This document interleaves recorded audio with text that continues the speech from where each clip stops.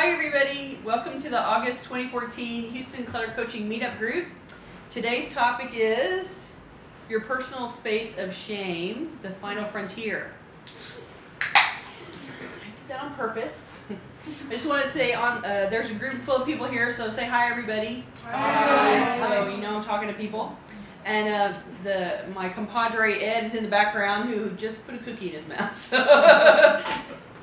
He's the guy that makes the meetup communication happen and manages the website, and we appreciate his help. We're in the Nature Discovery Center in Bel Air, Texas, part of Houston. They let us use this lovely room that usually has little kids learning about nature in it, so we appreciate the space. Thank you so much. And let's talk about organizing the final frontier. I picked that particular name on purpose because I wanted to talk about organizing those rooms that go on the bottom of everybody's list. They're not the most important things to be done. So the garage, the junk room spare room that you fill up and call the junk room, really. The closet in the hallway, the closet under the stairs, in states where there are such things, basements, attic sometimes if you have a walk-in attic. These spaces become junk rooms because you can put things in there that you don't want to deal with right now, things that you can put away forever and ignore until it gets so full that you can't get into the room, and then it suddenly becomes a problem. But usually that's a little ways down the road. It takes a little while to fill it up. What causes a junk room to be born? Well, the number one thing on the list is moving. And I say that because people always move with the best of intentions and the worst of plans.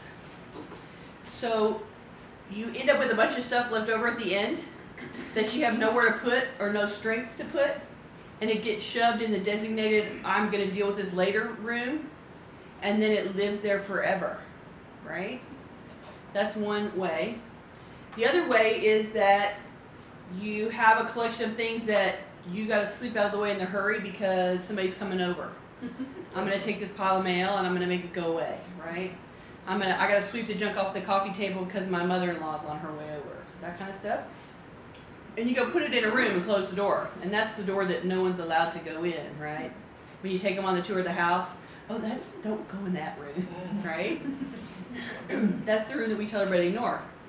Well, once you do that for 5 years, you're long since not going into the back of the room now. You slowly fill it up and get closer and closer to the door until you open the door, you throw something in there and slam the door shut really fast, right?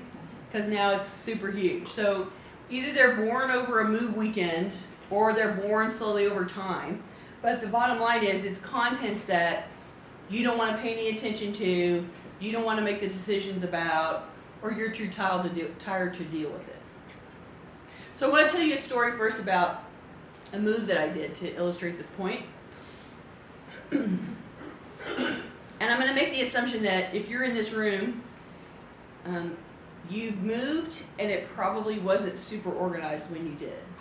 Is that an okay thing for me to say? I sort of make general assumptions about the people that come and listen to me talk. And I'm going to assume that moving wasn't your strong suit. Okay, so I have clients like that, of course, and one of my clients called and said, "Hi, I'm moving in 3 weeks." She had gotten a new job, and you know when you get hired by somebody, they're like, "Get up here, you got to come." So she had 3 weeks, but that was mistake number one. She didn't have enough time to sort and purge her stuff.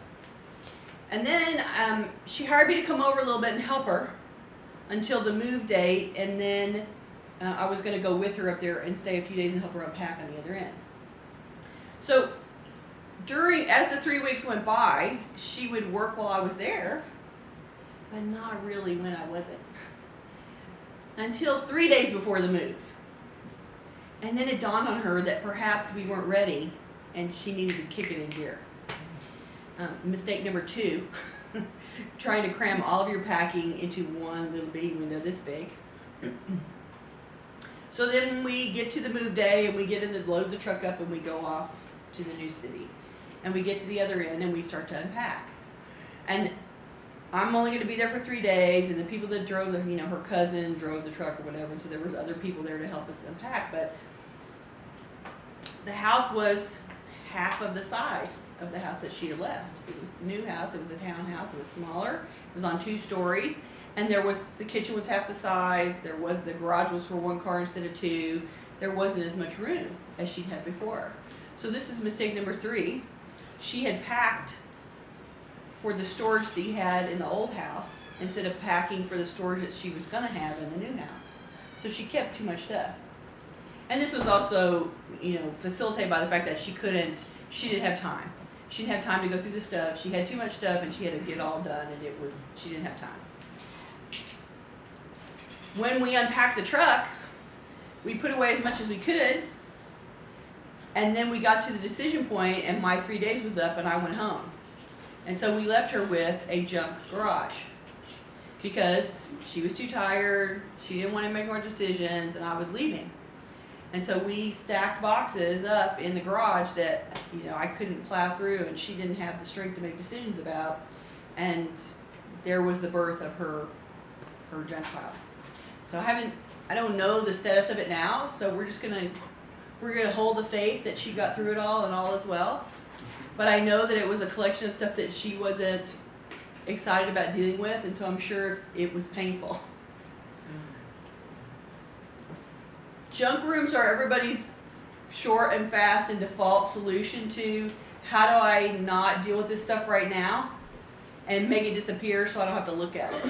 And you pick a hole to stick it in and close the door on the box and call it done. And then it usually stays there forever until somebody calls me. The good thing about working in rooms like this is that they have some perks going for them that some of the other rooms don't. So let me read this list real fast. The room is already not being used. You've already closed the door on it and declared it storage area instead of living area, right? So it's already out of your daily living space. It's not a place that you have to get in and out of to get stuff every day. It's super easy to ignore. So as you work in there, you don't have to get all the way to the end like you would if you were doing your own kitchen. You couldn't destroy your kitchen halfway and then come back a week later and work on it, right? Because you wouldn't be able to eat. But in a junk room, you can do as much as you can stand, and then you can walk away and come back again.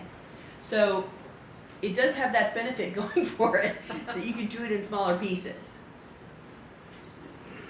It's also full of things that you have not seen for a really long time, right?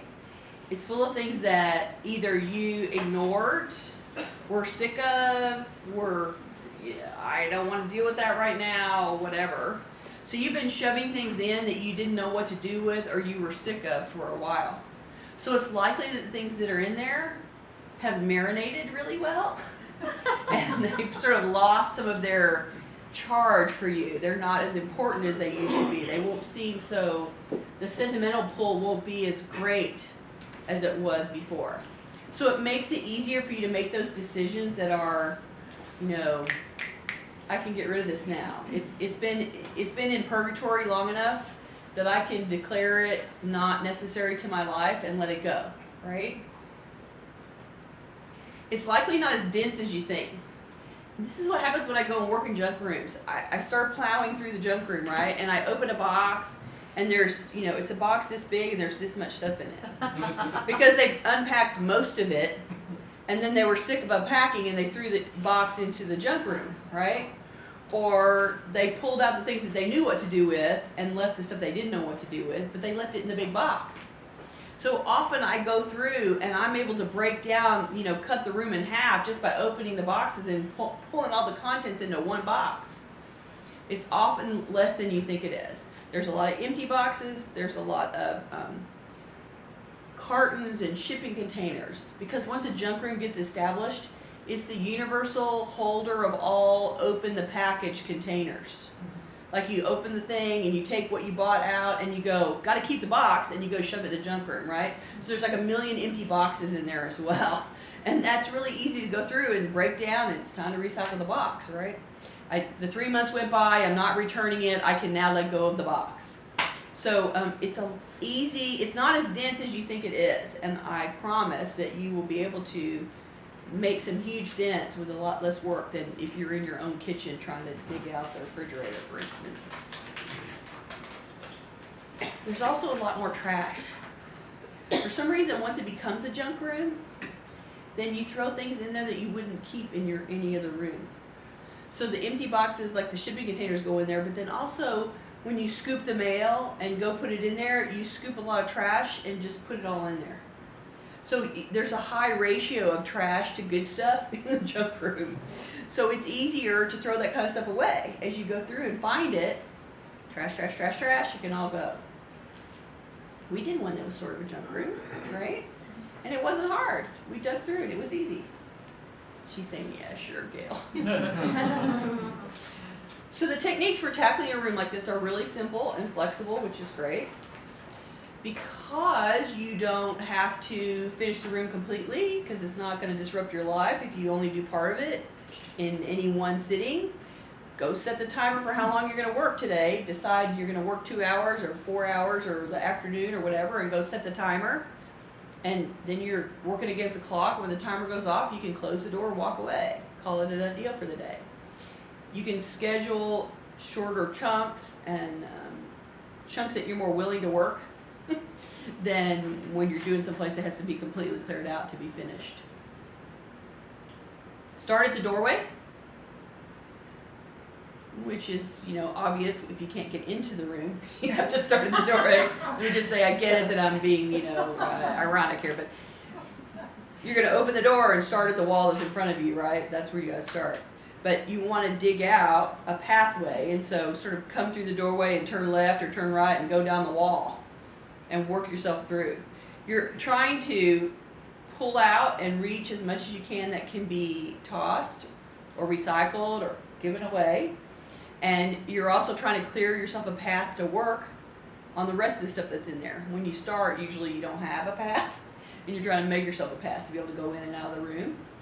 And ultimately, you'll start finding things that you want to keep, things that are going to stay in that room when the room stops being the junk room and becomes the guest bedroom, or becomes the office or whatever you want it to be. Some of the things that you find are going to be they're in there because you thought they were going to be there eventually. So you're going to want to keep those things. And so those things end up getting moved into some of the spaces that you uncover, right? You end up making a stack of keep, and it stays in this room. And so you're going to have to clear some space for that. In the beginning, you just have to worry about clearing space. You just have to make room to work, right? Once you've got some space, then you have a little bit more to work with. You may have to move things around to keep working. And I say this because if it's packed, like most junk rooms are, you pack the cubic volume, so it's up over your head, there's not a lot of floor space or moving around space, you'll probably end up picking up and putting down things that are going to stay. You want to do that as little as possible, but there's going to be a certain amount of Tetris involved with this work, right? As you clear space, you go put things in that you're going to keep, and then you get over to there and you're going to have to move it out of the way to go behind it, and so you'll end up moving things around a little bit. But the ultimate goal is, if it's not going to stay in that room, you take it out into the hallway, you take it out into the room where it's supposed to go, you put it in the recycle bag, you put it in the donation bag in the hallway. You take those things out of the room, because everything that you subtract is one less thing you have to climb over as you work in that room, right? So you'll end up with a string of stuff in the hallway that has to go somewhere else. It's going in your trash can, it's going in your cart at Goodwill, it's going in the recycle bin, it's going into some other room. And I hear this a lot when I go into junk rooms.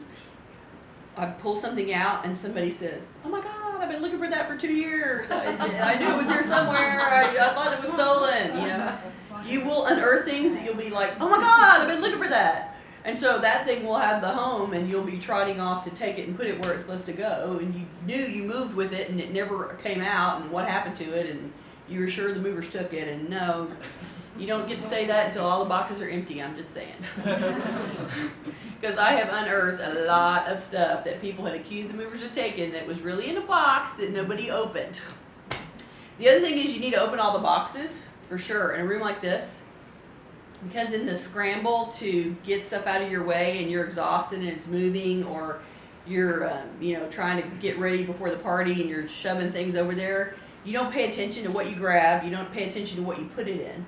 So it's going to end up in a box that says TV on the outside, but it won't actually be the TV, right? It'll be something else. So you need to open all the boxes and see what's in there, because it's likely stuff that you can make go away, right?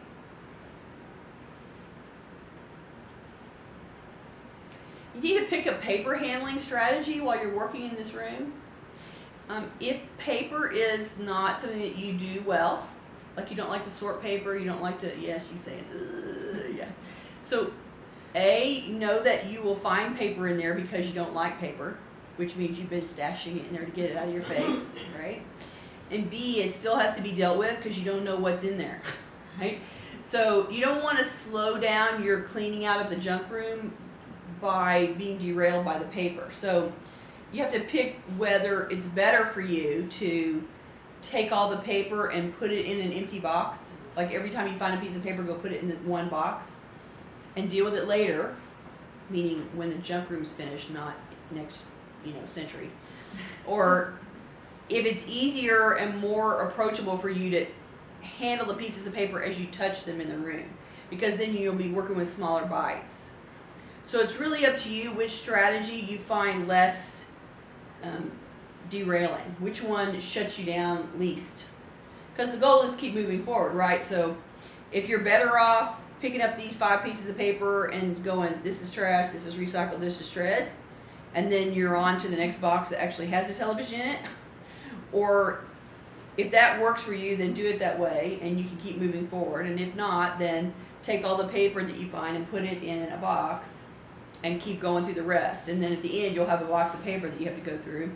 With the one caveat that if as you touch it, it's obviously trash, the grocery circulars from 3 years ago aren't going to help you. You can throw those out, right? So there's always pieces of paper that you can tell just right away that it's trash, and then you box the things that are going to require more careful attention. So it's really up to you which strategy would work better, and you just have to test it and see. If I try to put it all in the box, is it slowing me down? Am I keeping too much? Am I getting overwhelmed with how full the box is? If that's starting to bother you, maybe you need to stop and do 15 minutes of paper before you keep going into the junk room. Because it's going to be a microcosm of your house, right? Everything, it comes from every part of the house and goes into the vacuum that is the junk room. So you're going to find some of everything in there as if you were working your way through the whole house. So you're going to face all of your demons in there. They're just going to be old because they've been in there and behind the door for a long time. So hopefully they'll be less, they'll have less juice to them, right? You have to be a ruthless judge of the contents. If it's been in there and you've been ignoring it for 2 years, 5 years, 10 years, and you've never once wanted anything out of that room, and you've never missed anything that you found in that room, it happens a lot that I go in with somebody into a room like this, and they go, oh man, this is so cute, I forgot I had that. Yeah. And you haven't been using it for 5 years, and you have clearly been able to go on with your life without this item, and so it's time to let it go. That it went into the junk room because you were not able to face it or deal with it or make a decision about it. So time's up. It went into the vortex and it's got to shoot out, and it has to shoot out of the house. There's no place for you to replace it somewhere else. Yes. What do you do if you're emotionally attached? Because that's my problem. All the stuff that I have, I'm just terribly attached to emotionally. Yeah, I know. It's hard. Yeah. It is hard, and I know that about you. So she's saying, what do you do if you're, really sentimental about the stuff that you're really attached to it? So if you are attached to more things than actually fit in the house, then you have to work on separating the ones at the outer edge of your sentimentality. So if you imagine there's a scale of these are the things that rock you, you think are the bomb, and these are the things that you think are kind of cute. Right? Well, granted, there are none of them that you don't like, because that's why you're calling them sentimental. But there's a scale, and if you were to pick up this one and that one, this one would win. You have to work on letting go of the things that you are less attached to. Because trying to let go of the things that you more are attached to are sort of a guaranteed sabotage, right? Like you won't be able to let go of any of it. So you have to determine what you have the least amount of attachment to and try to work on letting those go. Because the cool thing about that is it's sort of like trimming your hair, right? The hair still looks good even if you trim 2 inches off, right? So if you can let go of a curve, a bad bottom portion of that, it'll get you started, right? And if you need somebody to hold your hand while you do it, call one of your friends, call an organizer, call somebody you consider neutral, and say, give me some feedback about this. I think this is cute. What do you think? Whatever helps you, because it's really, you can be attached to everything in the house, but then you have to live with everything that you're attached to, right? And you have to surrender living space to it. So it's the constant war between I love all things and I can't live with all things. And we got to find something in the middle, right? The people that lose that war keep all the things that they love, they forget what they have, and they sleep in the front yard. And, you know, it is a choice that you can make, but it's not the choice that I would wish for you, right? I don't want it to be hard for people to move around in their own space. When you have to crawl through your own location to get to the bed, or you can't get on the bed because the bed is covered with clothes or whatever. My favorite image of that is this young man who was in his 20s. He was very young and inexperienced, of course. And he was living in his first apartment by himself. And he called me because he had moved in, it had been a year, and he really didn't know what to do, and the house was kind of a wreck. So I went over, and here, this guy is 6 foot something. I mean, he's big, the big man. And here's the bed that A, is not put together, and B, it was covered in dirty clothes. So how he's sleeping is that he's laying, so imagine that here's the rectangle of the bed, right? And here would be your head and here would be your feet. But he was sleeping with his head here and his feet off the bed. Like he would sit down and then lay back and go to sleep. And he's wondering why he wasn't sleeping good. And why I didn't have much of a love life. And why he didn't have much of a love life. Like, dude, what the hell? You gotta be kidding me. So we, pulled all the clothes off the bed onto the floor. We built the bed and put it on the frame. We put some sheets on it, and I said, sleep in the bed like a real person now. Like, he was like, I slept so good. I'm telling you. This is a microcosm of you surrender living space and you suffer and you don't live as well. He was a 6 foot guy and he couldn't sleep like a normal human. He was sleeping the wrong way on the bed because he wasn't willing to deal with the clothes. It's like, really?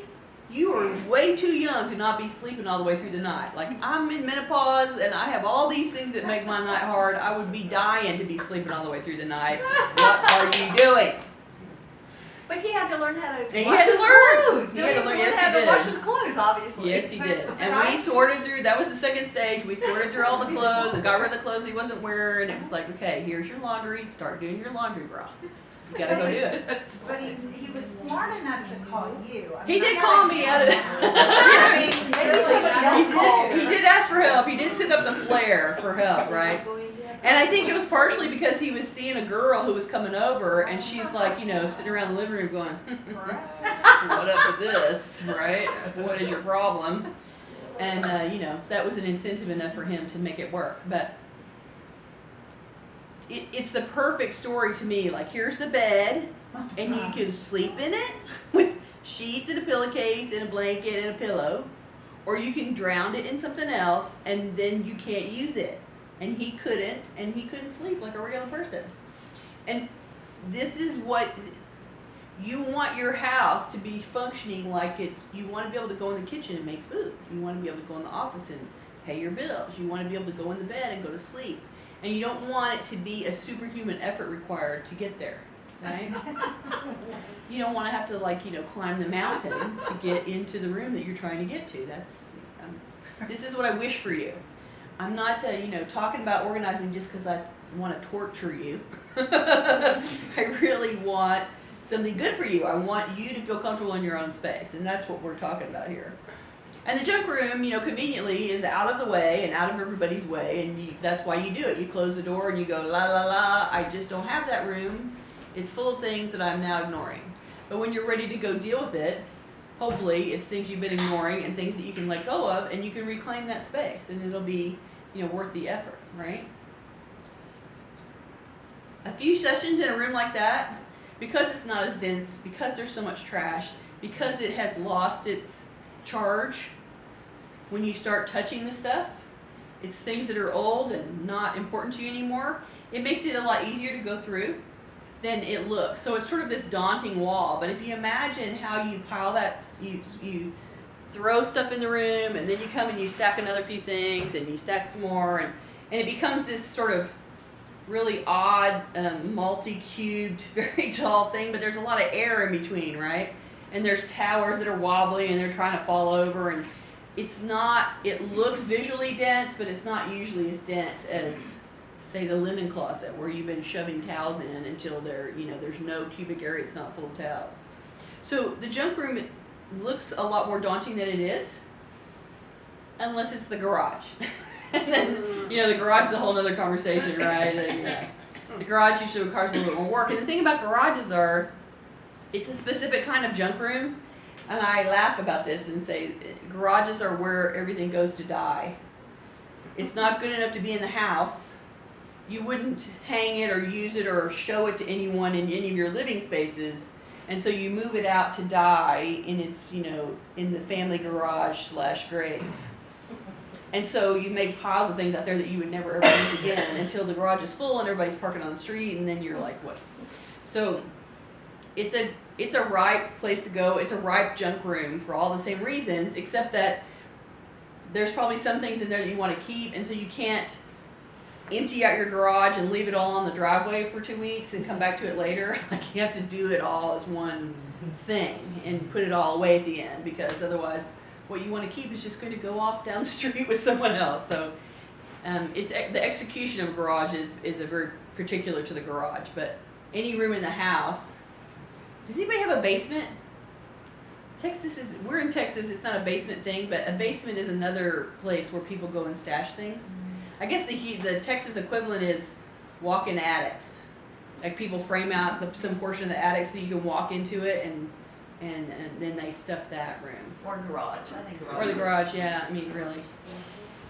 Yeah, and I don't really do garages at this time of the year. Not really going to go out in the heat and do this, so it's something that I tend to do starting in October, September, till about May. One time I did one on Memorial Weekend in Clear Lake City. That was a big mistake. Yeah, it was super hot. It did not matter that it was May. It was awful. Anyway, garages can be done. Their execution is a little bit different, but it's the same kind of container. The stuff is old. It's gone there to die. I did one 3-car garage. They had an attic. It was like a separate building, had an attic over it. So they had filled the attic with all the kids' stuff, and then they had filled one of the car spaces with stuff. And so we spent a weekend with me crawling up into the attic with all these boxes of kids' toys, and the kids were all married and had their own kids. This is all the kids' stuff. And can you imagine the roaches up there? Like, oh my God, it was like Roach City up there. And I'm standing at the top of the thing, throwing these boxes down the stairs, here, catch, stuff. It was just unbelievable. Yikes. Anyway, so you don't really want to let it go that long. It had been a while since they'd been putting stuff up there, and it was pretty full. So garage is its own, sad project to do. It takes a lot of work. But in the house, it's a closet, it's a room, it's a portion of an attic, and it's a project you can come and go from and get things out. Now, the trick is always going to be, when you declare it's going to be going, you have to make it go, right? We talk about this every time. You have to take the Goodwill stuff and actually go to Goodwill. You can't shop it. You can't bring stuff down from the attic and then go put it in the new junk room. You want to keep it going out the door and want to keep it on its way. So who has a question about working in this area? Yes, ma'am. This is, I guess, like I have all my luggage in the junk room. Well, where do you suggest most people store their luggage? I don't want to put it up in the attic. It gets too dusty up there, and I'm It's afraid too hot. Yeah, I don't want to do that. So what do you suggest? Well, if the room isn't, what's the intention for the room to be in the future? But it's not a junk room. There's a closet in that room, I guess. Yeah, it was a bedroom. It was my daughter's bedroom, and then she moved to the other bedroom. Okay, so there's a closet there that Yeah. you can put luggage in if you got rid of all the other stuff, right? Yeah, there's still the kitty stuff. Yeah, so Okay. yeah, so that's a reasonable thing to put luggage in an unused or seldom used closet. Make sure you get rid of luggage that nobody's carrying. We tend to use a piece of luggage until it's beat to hell, and then we go buy some new luggage, but we can't quite let go of the old luggage. Yeah, just let it go. Just let it go. You don't need to be, because they're big and they're bulky and they take up a lot of space, and that's valuable storage space to save for the piece of luggage that no one wants. Everybody has their new favorite with the leopard print on it, or the, it's like the great, aluminum sided, hard sided, whatever, and they have 4 wheels, and this one has a handle and no wheels, and no one's ever going to carry it again. Off it goes. Don't give up space for things that you don't want to keep. Yes, ma'am. I think they've changed, and maybe someone else can answer, the size of the carry-on. Did they shrink it a little bit? It's getting They smaller. probably did. I think they did, because I was watching them on the flight I just came off of, that everyone was just popping their little carry-ons with the handles all coming out, and they were, and I said, mine's not that small. My carry-on's not that small, not that I've used it in a zillion years, I haven't, but, Right? if I can't use it as a carry-on anymore, Then let it go. Exactly. Exactly. And it's a great way to store for people that have luggage. Is a great way for people to store fabric for people that are into fabric. So crafters that do fabric, quilters, they tend to stack. They can put fabric and stuff it in the luggage and stack the luggage up. But then it's sort of a display piece that they get in that of. Which is why some of the older luggage didn't have wheels, the old kind with just handles. I can't imagine having to carry around that big box. No wonder you wore gloves, because how painful was that? Lugging that through the. everything. Yeah, too. you checked can carry everything. all that Yeah. on. If it's not working for you, let it go. There's a million people that can use it. Pass it on. I have fabric that I bought in 1966 when I was at Indiana University. Yeah. And I used to sew. Did you? Fabulous, thick, gorgeous wool. Store was going out of business. Yeah. I still have You still have it. Okay. She still has the wool that she bought in 1966. And how long have you been in Houston?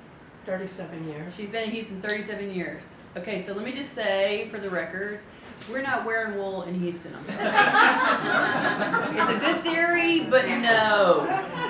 You only wear wool when you're 25 and you've just been able to buy your first thing that's made out of wool, and then you get over it in like 30 minutes and you never buy another one again, right? Because you cannot wear wool in this state. I'm sorry. They have not figured that out yet, but it's the truth. So, lovely.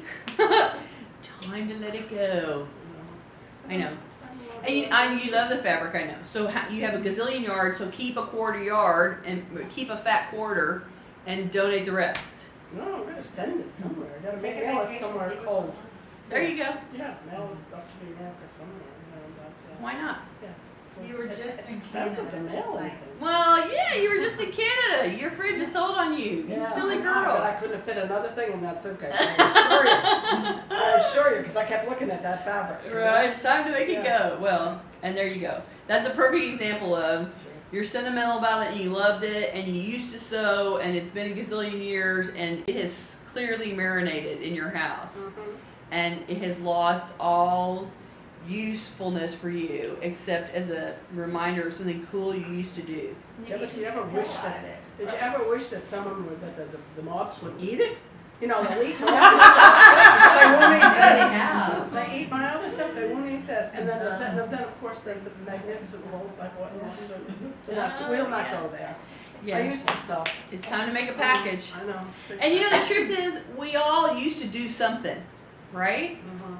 we all used to do something that we grew out of, that we got past, that we went on. We invested a bunch of time in doing this, and then we now do this instead. Our life changed. We moved on. There's always going to be a trail of leftover stuff behind you that was the stuff that you used to do instead of the stuff that you're doing now.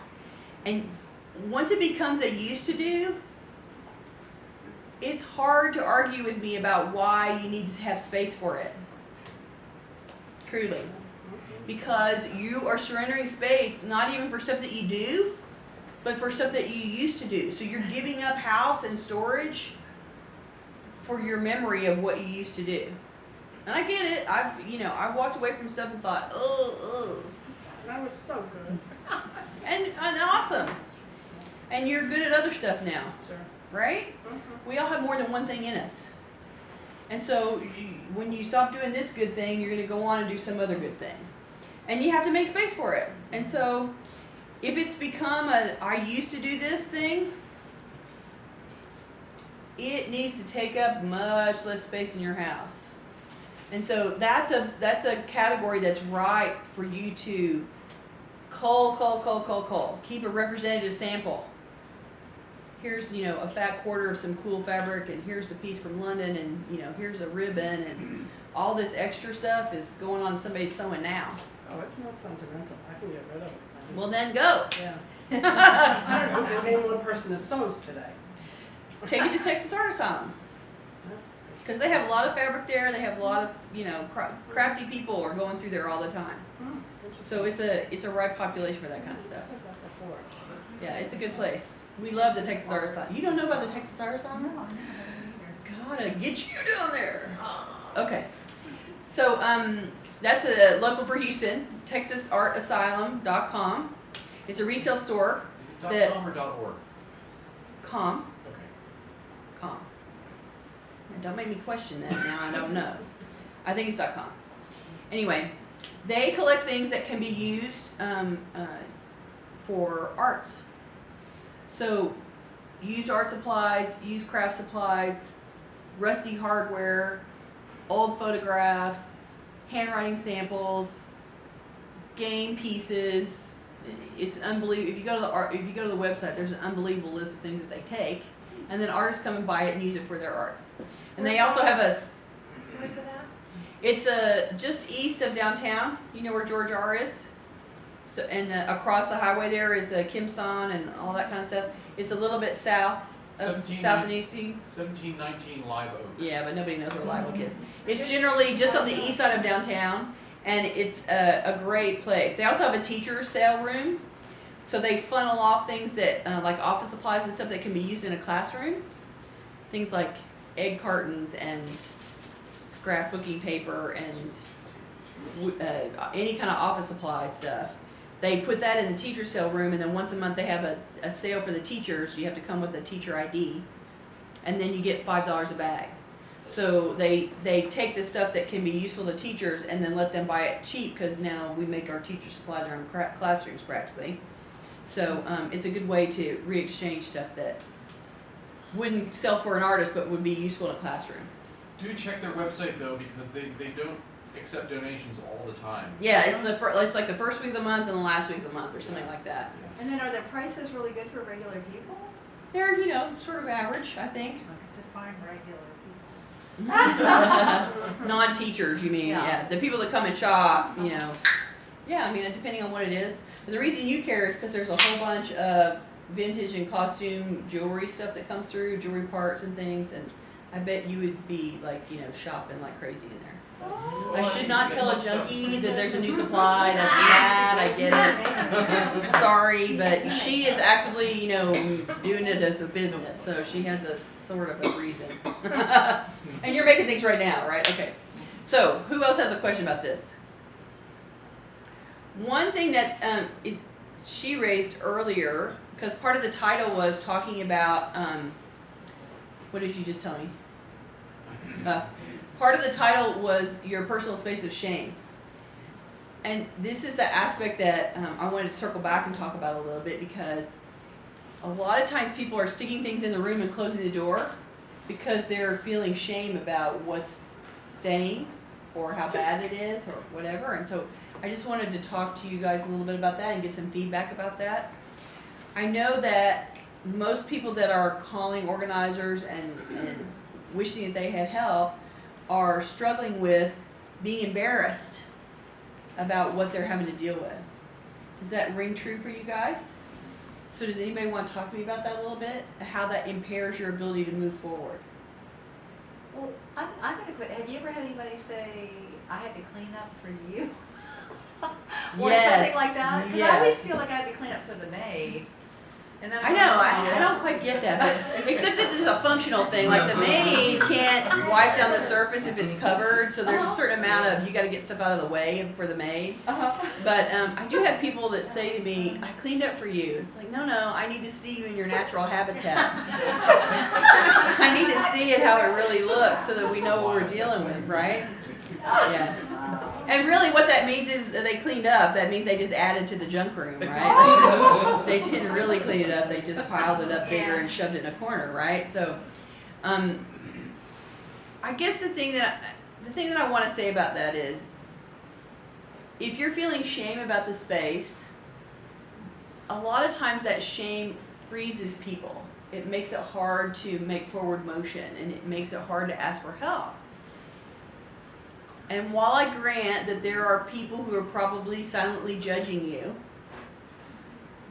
most likely people that you know well, your family and your close friends who have been over to the house and are like, oh my God, what's up with that? Why is it so crazy? Why don't you just clean it up?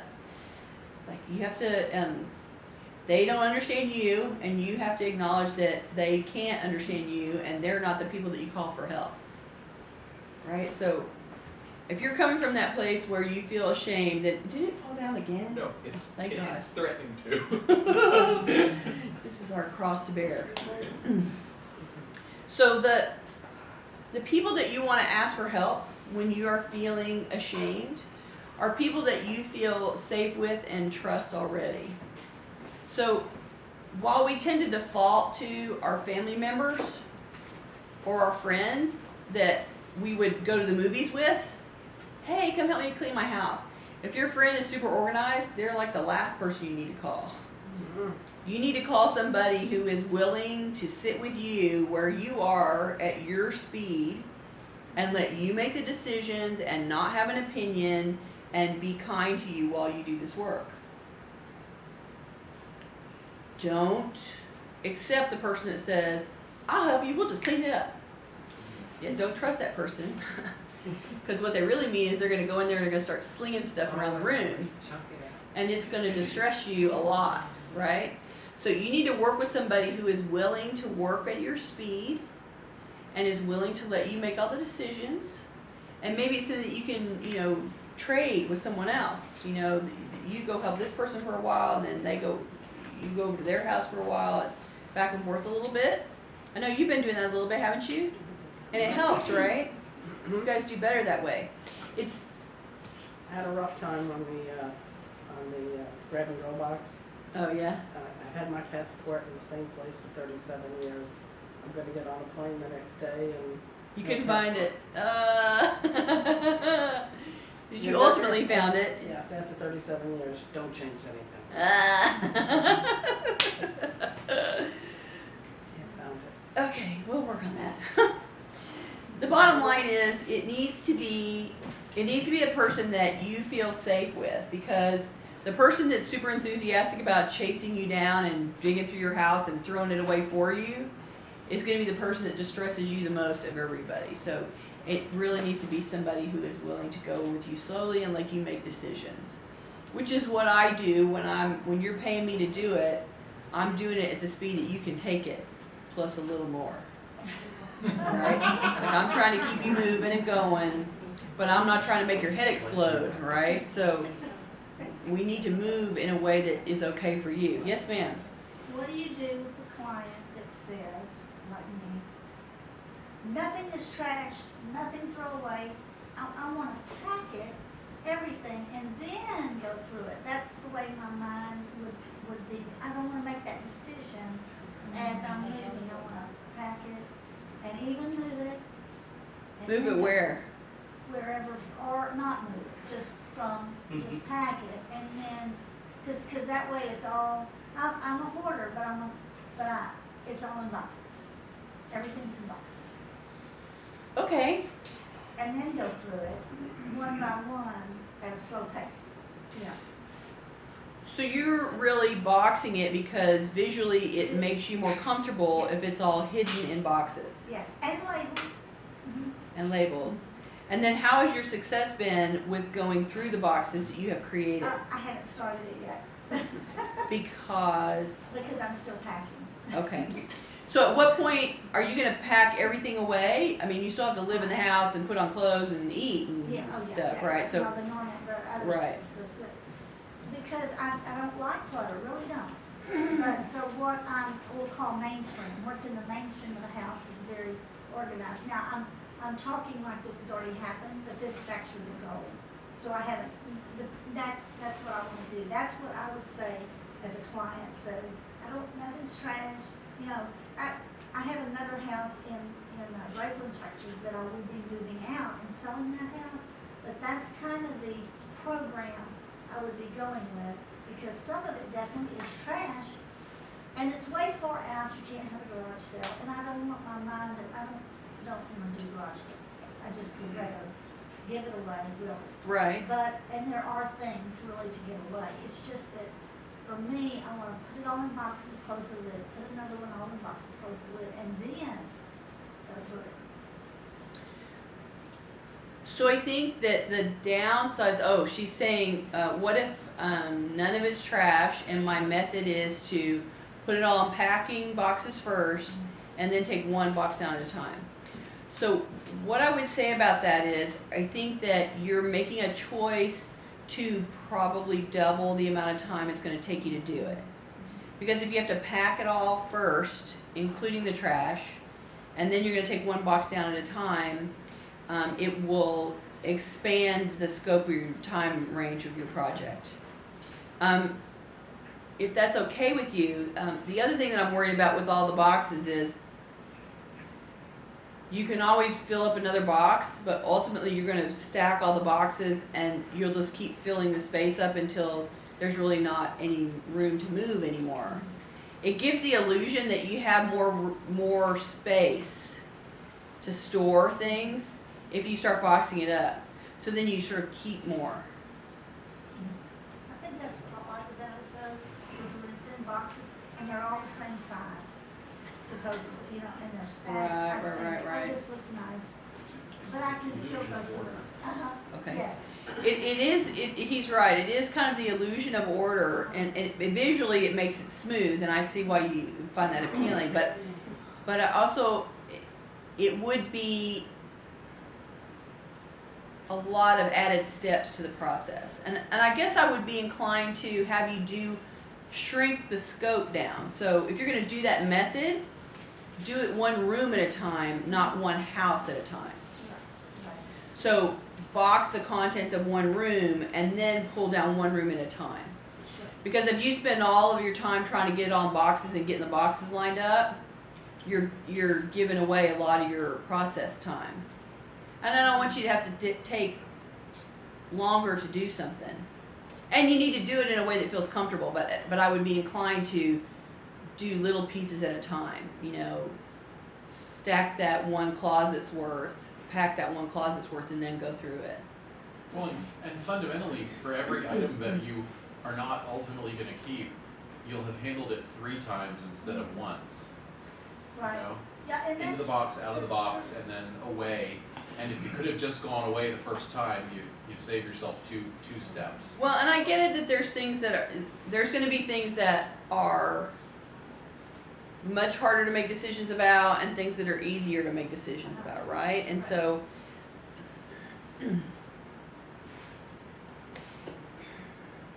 I get it that it feels smooth to you, and I would test the theory in one room, and see how it feels, how it works out. Well, to paint a different picture, I helped someone else. This is how I found out about this little system.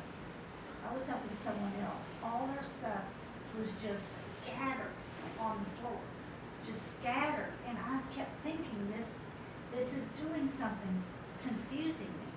And I suggested to her, let's pick it all up, just like it's, just whether we keep it or not, and put it in these boxes, and it worked. I mean, for that moment, it worked, because we didn't have it's visually disturbing to just see everything out. Sure. And we can make the decision better if we just got these boxes, free boxes, they were free. And we just piled them in there and then took one box. So I think it is a good. So what is the status of her project? Oh, we did it. I mean, we went through it and then put it in other boxes like give, keep, take, donate. And it was her stuff though, and it's easier for me. Right, it's her stuff, right? It's always easier when it's her stuff, right? It's always easier when it's somebody else's stuff. Okay, I hear you. I guess because there's that added factor of it's your stuff and not her stuff, you have a little bit more emotional barrier to climb over, to process your own stuff, and so I would try in smaller quantities and see if that helps you, because I want you to have the experience of boxing it, stacking it, and getting the room even, and then pulling the box down and going through and processing it, and see how long it takes you to do one room. Also, And maybe then you'll getting have a a buddy, sense of. like you had. Say it again? Getting a buddy, like help a friend. Yeah, let somebody come help you like you went and help them. Exactly. That's a good point. Who else had a question? Well, I was just gonna share one thing is like just hearing put them in boxes. To me, I was like, no, not the box, because I'm the kind of person that would come along and take your box and dump it out because I like to be able to see what is in there. Maybe if things were like with like if we put all your jeans in one box and I had 10 pairs of jeans, it would be very easy for me to pick 3 out of the 10 if I have all the jeans. But if you're just randomly scooping things up from a box, the floor, and putting them in a box, and then stacking up the box, and there's no like with like, or there's no meaning to what's in the box, then That would shut you down. exactly. And so see, everybody does it different. Like for her, the visual is shutting her down, and for her, the stuff that's not, if it's unsorted And you can't and see you it. can't see it, then it shuts Or her you down, just- right? But there's So- in between too, where you can have clear containers, or you can break the box down. And you're right, because that's the way I feel. I love like things with life. Okay. So the rest of my story is not leave it cluttered in the box. Yeah, but undo it all. Undo it and then put all your jeans in one box and all your But makeup. that's kind of hard if you don't know what's in all the 20 boxes. But then you go through them after, so Yeah. it doesn't stay like that. Okay. And I just wanted to ease your thought Like- on that. Then she No, got it's- them all done, then she take one box, Yeah. stuff it out. Yeah. Oh, okay. Do it pieces. Yeah. Well, is it's a lot really more it's time a involved in segment. all of It's a way to segment the population to work it. Test the theory and see how it works for you. I'm worried that if you wait until you pack up the whole house, Uh-huh. you won't ever quite get to the start of the rest of it. It does slow you, I mean, but it gives me time to breathe. I really Yeah, do. yeah. That's just the way. You gotta be happy about it. Yes, ma'am. You gotta do what works. I tried the box thing, boxed up a bunch of stuff, put it in the corner of the bedroom, the boxes are all the way to the ceiling. And then it was like, okay, I'll get to that. And it's been a couple of months, and now, the place is total where the stuff was. So you just put. So she said that she in her bedroom she boxed up everything in boxes and stacked them to the ceiling in the corner, and then a couple of months went by, and now the space that she cleared has been destroyed again. So you did do part of the process, but not all of the process.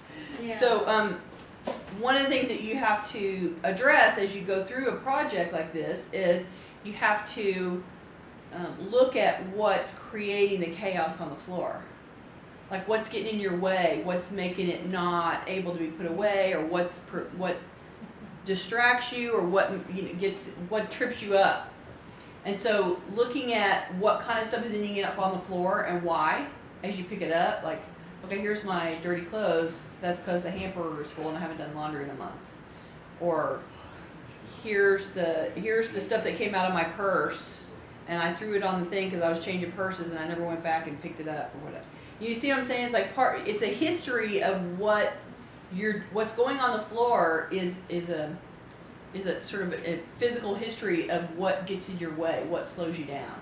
And so taking a little bit of time to look at the piles and go, okay, why did that end up there? oh, because it's dirty, and in the moment I didn't know, the dirty clothes was full, or I was too tired, or the paper, or yeah, the paper on the coffee table. Yeah, everybody has paper on the coffee And table. I'm thinking about your boxes, and I'm thinking that makes mildew in a house if you've got piles or things on your. But nothing's wet. Okay, but yeah, Well, but I mean, I guess, but the point is that because it's not. everybody likes or dislikes process, and what really matters is, does it work for you, or do you find it objectionable? And you tried it, but now you have a stack of boxes that you haven't faced yet, and a new mess that now there's no room because the boxes are already to the ceiling.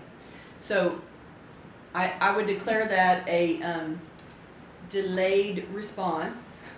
You sort of boxed it to deal with it later and then never got back to it. So didn't quite solve the problem for you. Time to circle back around and do something else, right? And we can talk about that a little bit. So I think our time is up for the day. I see that we're on our clock. So you guys can stay here and we can ask some more questions when we get off. I'm going to sign off for today and say see you next month.